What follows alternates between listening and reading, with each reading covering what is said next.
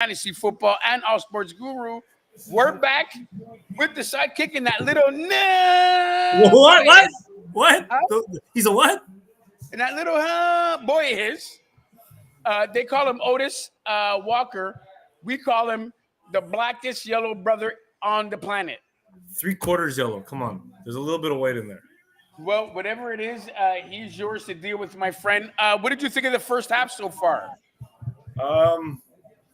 I got some selfish reasons for being interested in this game. I'm just focused on Rhamondre Stevenson. That's all I care about.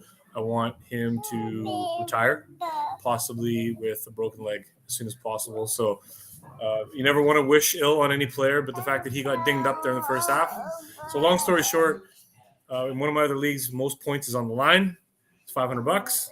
And Rhamondre needs 6 points, 6.9 points to get the other guy the title. And is it your last week to actually get the points? Is it just regular season for our league? Wow. So basically, Rhamondre out is a good thing for the home team. Right, Otis? Speaking of players that are out, we talked about it today. It looks like your girlfriend's gone for what could be the rest of the season and the playoffs and maybe a career. Okay, what do you – okay, Huh?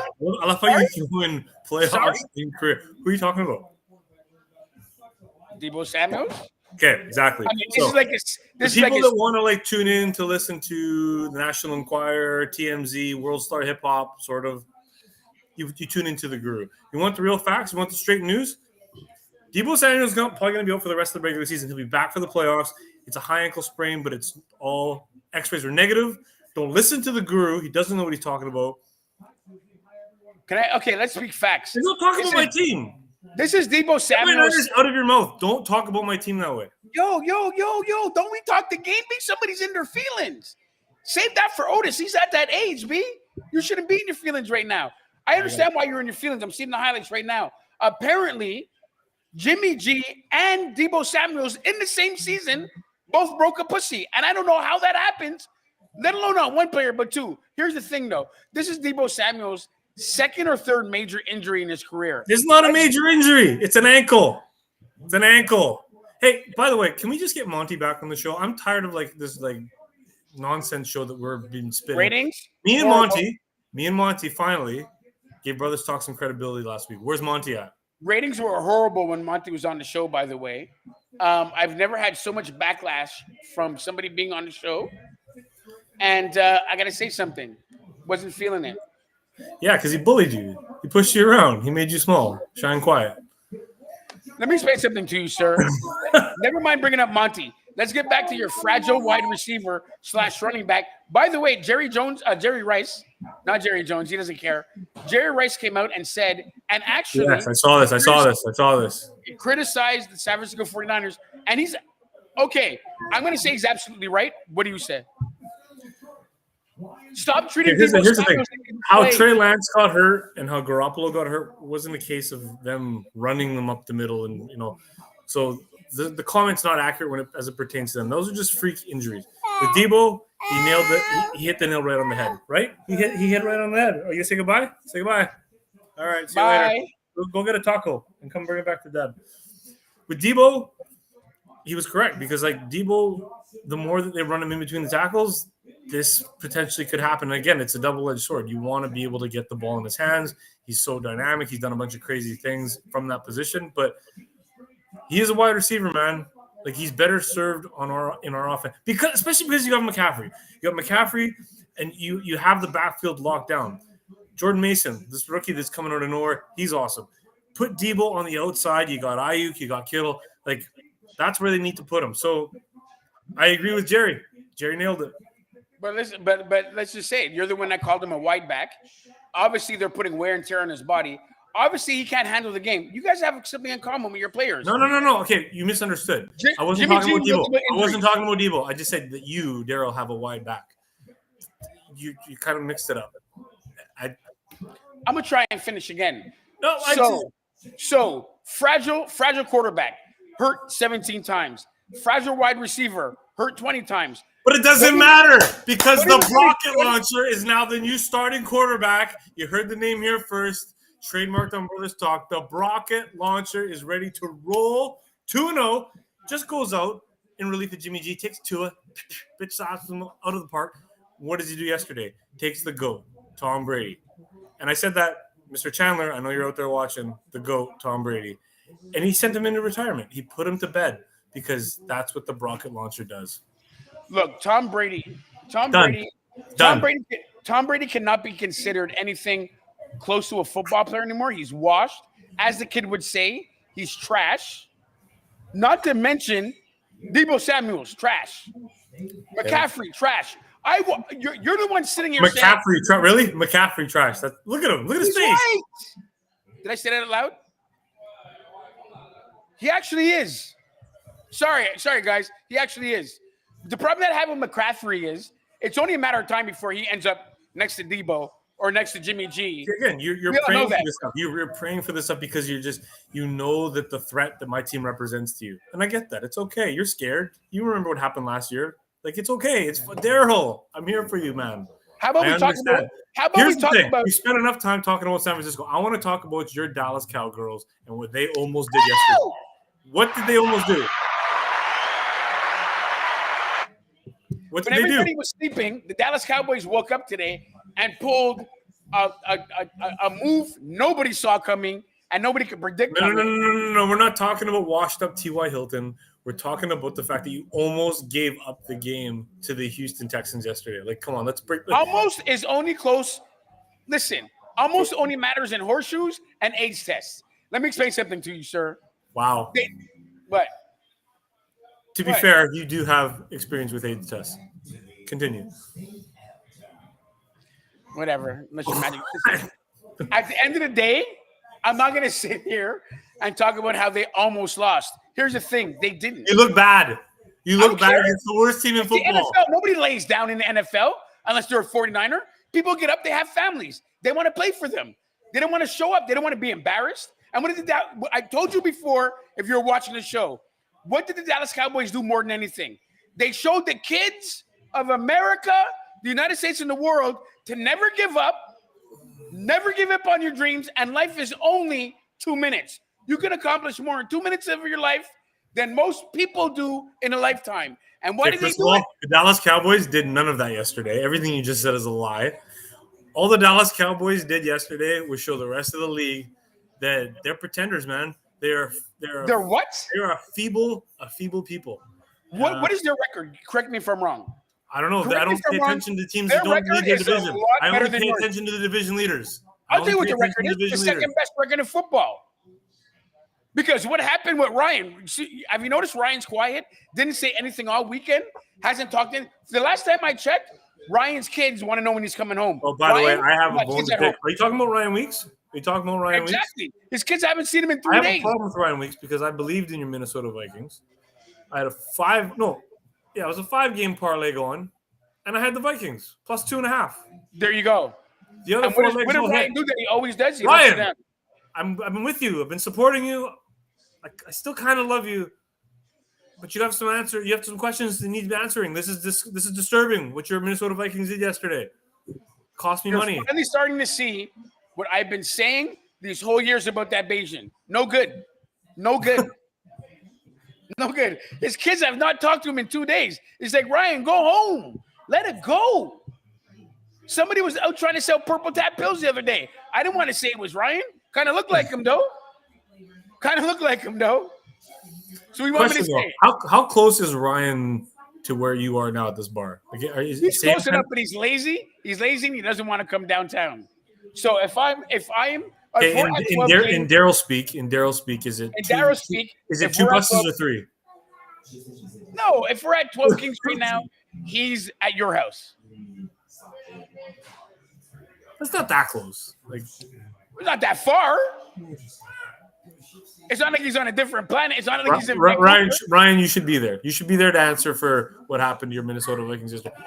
Going into what team? Should Ryan be there? Yeah. Sorry. Yeah. What teams impressed you this weekend and what teams didn't? And by the way, did that throw from Patrick Mahomes change everything you thought about him? Like, is there a throw he cannot make? Pat Mahomes is who he thought he is. That's all I'll say. Facts. Like that team is trouble. They let their foot off the gas. I mean, when you're up 27 buzz, it is what it is. And the fact that Denver of all teams basically could have won that game. They came roaring back. But again, but mind you, after Russell got hurt, what does that say? Yeesh. Yeah, he got bamboozled. It was Rippon that was actually doing it.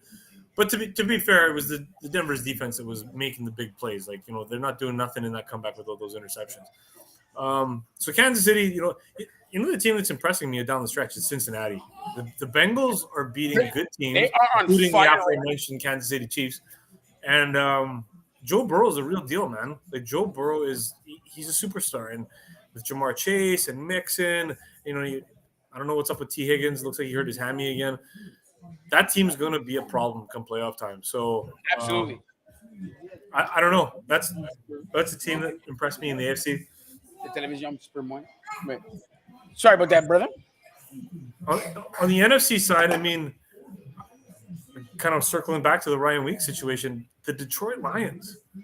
Wow. What's in the water in Flint? I don't But know. okay, but let's say something about Detroit. Not only are they really good right now, they're giving themselves a chance. Exactly. In a watered down NFC, they're the hottest team in the league right now, arguably. I think they're the team nobody wants to play right now. Them and Cincinnati And San Francisco. and Dallas.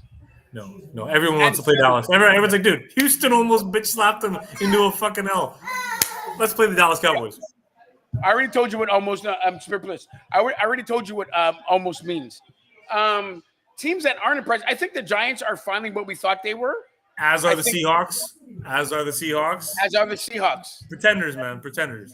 Now, is Carolina for real? And by the way, it looks like Tampa Bay left the door open for their garbage asses to actually get exposed. I mean, mathematically, right now, Carolina controls their own destiny. If they run the table, they win the division, they get into the playoffs because they have the tiebreaker against Tampa Bay. I don't think it's a moot point because whoever comes out of that NFC South is basically just a whipping boy for whoever it is that draws them in the playoff matchups. Atlanta, Carolina, Tampa Bay, these teams all suck. Their confidence is shot. They're not playing good football. Carolina's probably playing the best of the bunch, but it's like still. If Carolina plays San Francisco, Dallas, Philly, it's over. Like it's not happening. So Atlanta is still in the mix, though. That's what's crazy. Atlanta's still in the mix. Yeah, but I mean, they put Mariota on the bench. They got Desmond Ridder in. He's going to have his first NFL start this coming weekend. It's not going to happen. I'm sorry. I think they're building for next year. There's nothing in the NFC South that inspires me. So being real honest about your team right now, does it scare you having Debo out? Nope, not at all. Because he's going to be rested for when it counts. This is what savvy teams do. Okay, he's gonna be. He's got a high ankle sprain. No. He's got a month to get 100% healthy, and he broke his ankle, B. He broke his ankle and his pussy bone. He didn't break nothing. And when you have gold jacket owner Brandon Ayuk waiting in the wings to take over, I heard they went and got David Johnson to match the gold jacket. What? Yeah, exactly. David Johnson is the best kept secret in the NFL still. So let's talk about why you think T.Y. Hilton was a good move by the Dallas Cowboys. I'll admit, I think that's a good fit. They obviously wanted OBJ. Something went wrong. They said it's still not out of the running. No, it's not out of the realm of possibility. But I think if OBJ was going to end up a Dallas Cowboy, he wouldn't have left Arlington without a contract. I think it was going to be signed, sealed, delivered at that meeting. The fact that they go 2 days later and grab T.Y., it's just a matter of roster spots now. You're not going to add OBJ when you've got Lamb and Gallup and T.Y. Hilton. Never mind, Noah Brown is still balling out. You still got multiple tight ends. I like that Ferguson kid that you guys have. And then, of course, there's Schultz. And then you got the two-headed monster. So, I mean, T.Y. Hilton's a perfect complement to it. At least I can be objective. I can talk about your team in a positive light. You, yeah, negative. Always jealous. Always hating. So jealous black. of what? Speaking of black, let's go black and white. What are we talking here? There's so The much half weight. has started. The half has started. By the way, Kyler Murray's an other, isn't he? Yeah, but he's also. I think he died. I think he's done. I think they killed him. Oh, right? You're crazy, man. You're crazy. This guy's nuts. He's jumping up and down the coaches. If that's the case, I think I'll go with White. Wow, you're giving up on the blacks. Unbelievable. I will never give up on the black, sir. Maybe you. Maybe It's, that it's, son of it's yours. no longer an Uncle Tom. It's an Uncle Daryl. No. Wow. Wow. Unbelievable. All right, you know what? Just for you, taking the Wow. blacks. I'm taking the blacks. Are we going $10? They're going $10, sir. All right. All right. Well, that'll mean we'll see you after the next score, people. By the way, encourage yourself to play black and white at home. For those of you that don't know the game, it's the hottest game in sports gambling. I'm telling you. for those of you that don't know the game, we're going to be explaining it to you next weekend. I don't know. Let's explain it next segment when a black man wins me $10. Fine. We're going to Exactly. explain it the next Best segment. sentence I've said all day. For those of you that are fans of the show, we know you're playing at home. As always, right beside this guy, the sidekick, I am your board-certified fantasy football and all sports guru. We are live from the Tipsy Cow in Montreal. It is Brothers Talk Ball. We will see you after the next score. All right. And by sir. the way, we haven't even talked about the glory hole yet. I'm very excited. Nobody wants to hear. We'll talk to you in a second, sir.